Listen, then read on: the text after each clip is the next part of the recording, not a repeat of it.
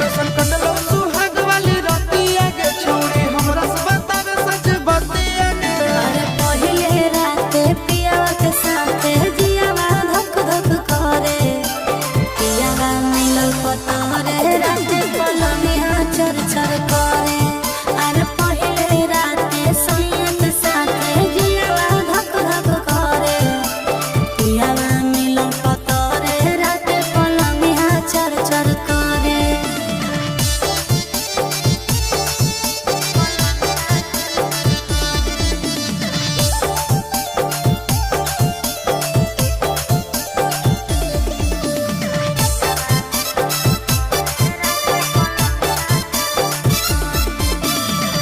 कोरा में सटा के पियावा दियावा बुताया रे, घुंघटा उठा के सैया जतरा बनाया रे। मुँह देखाई में छौड़ी कुछ मिला लौके ना, तोर जवानी के पानी में फूल खिला लौके ना।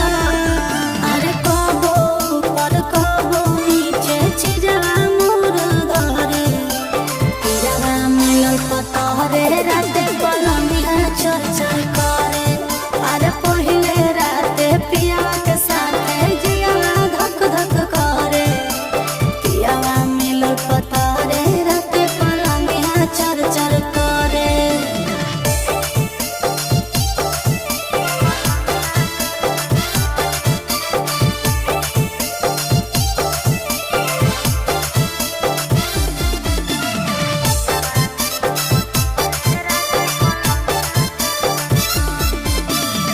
सोनवा के नथिया सोइया हमारा ले लाया रे, प्यार से धीरे धीरे अपने से पहनाया रे।